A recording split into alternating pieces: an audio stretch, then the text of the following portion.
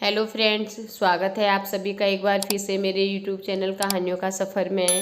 आज मैं आपके लिए एक नई कहानी लेकर आई हूँ। किसी गांव में एक बूढ़ा व्यक्ति अपने बेटे और बहू के साथ रहता था।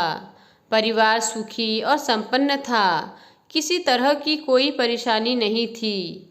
बूढ़ा बाप, जो किसी समय अच्छा खासा नौजवान था, वह आज अपनी बुढ़ापे से हार चुका था। वह चलते समय भी लड़खड़ा कर चलता था। उसे लाठी की जरूरत पड़ने लगी थी। चेहरा झुर्रियों से भर चुका था और वह बस अपना जीवन किसी तरह से चला रहा था। घर में एक चीज बहुत अच्छी थी कि शाम को खाना खाते समय पूरा परिवार एक साथ ही बैठकर खाना खाता था।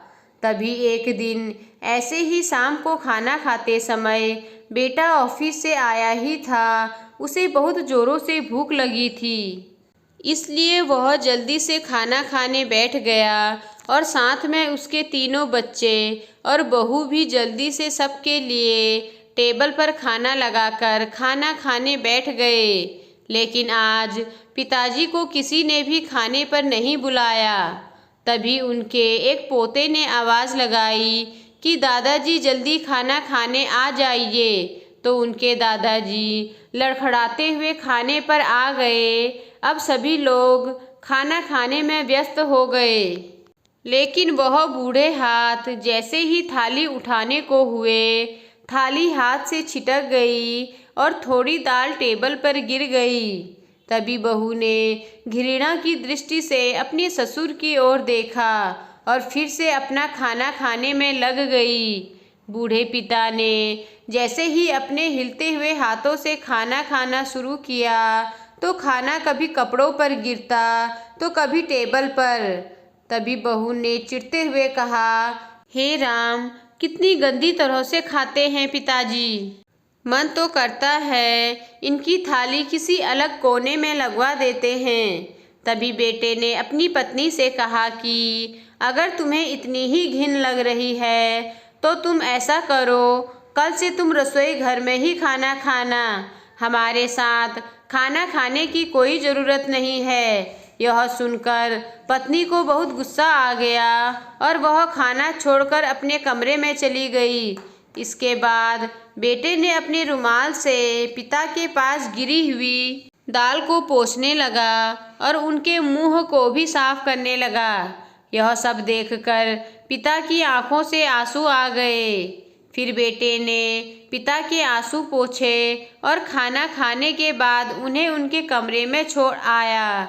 इसके बाद वह अपनी पत्नी के कमरे में गया। उसकी पत्नी ने गुस्से में कहा कि अब मेरे पास क्यों आए हो? जाओ, अपने पिता के ही पास जाओ, उनकी ही खातिरदारी करो। तभी पति ने पत्नी के पास जाकर एक झूठ कहा कि तुम्हें पता है, तुम्हारे घर से अभी अभी फ़ोन आया था। तुम्हारी भाभी तुम्हारे पिताजी से बड़ी ही बदतमीजी से बात कर रही थी और कह रही थी कि तुम्हारे पापा सबसे अलग बैठकर एक कोने में खाना खाएंगे। यह सुनते ही उसकी पत्नी बड़े गुस्से में आ गई और कहने लगी, मेरी भाभी की इतनी हिम्मत कि वह मेरे पापा को ऐसा कहेगी। मैं भाई से कहकर उसे ही घर से निकलवा दूंगी। वह घर मेरे पापा का है। भाभी के पिताजी ने दहेज में नहीं दिया जो वह इतना हक जता रही हैं। गुस्से ही गुस्से में वह न जाने क्या क्या कह रही थी। तभी वह अपनी पीहर में फ़ोन मिलाने लगी। तभी उसे ध्यान आया कि उसने खुद भी तो अभी अभी अपने ससुर को उल्टा सीधा कहा था और उन्हें एक कोने में खाना देने को भी कहा था। यह सोचकर उसने फ़ोन नहीं मिलाया और उसी समय उसकी आंखों में बिना रुके ही आंसू निकलने लगे। यह देखकर पति ने पत्नी को संभाला और उसे अपने सीने से लगाकर कहा कि मेरी प्यारी पत्नी, अगर तुम्हारी भाभी तुम्हारी पिता की इज्जत ना करे तो तुम्हें कितना बुरा लगता है। उसी तरह मेरे भी तो पिताजी हैं। यह सब कुछ उनका ही तो है। आज वह बूढ़े हो गए हैं तो क्या उनकी इज्जत या फिक्र हमें नहीं करनी चाहिए?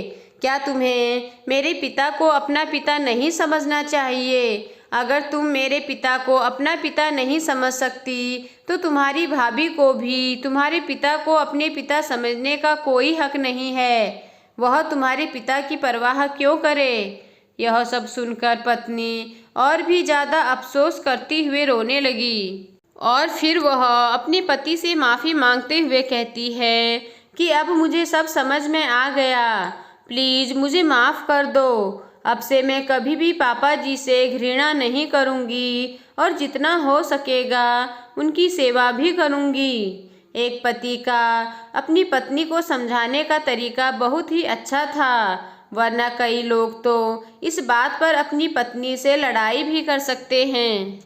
तो दोस्तों, इस कहानी से हमें यह सीख मिलती है, हर बहू बेटी जिस तरह अपने पिता से प्रेम या उनका आदर करती हैं, उसी तरह उन्हें अपने ससुराल जाकर अपने सास ससुर का भी आदर सम्मान करना चाहिए, क्योंकि हमारे माता पिता या घर के कोई भी बुजुर्ग हमारे लिए सबसे बड़ा धन होता है। जिस घर में माता पिता या बुजुर्गों का अपमान हो, उस घर में कभी भी धन दौलत या शांति नहीं हो सकती। तो दोस्तों, आपको आज की कहानी कैसी लगी मुझे कमेंट कर ज़रूर बताएं। अगर आपको कहानी पसंद आई हो तो मेरे चैनल को लाइक कीजिए और सब्सक्राइब कीजिए और साथ ही अपने दोस्तों के साथ आगे शेयर कीजिए। धन्यवाद।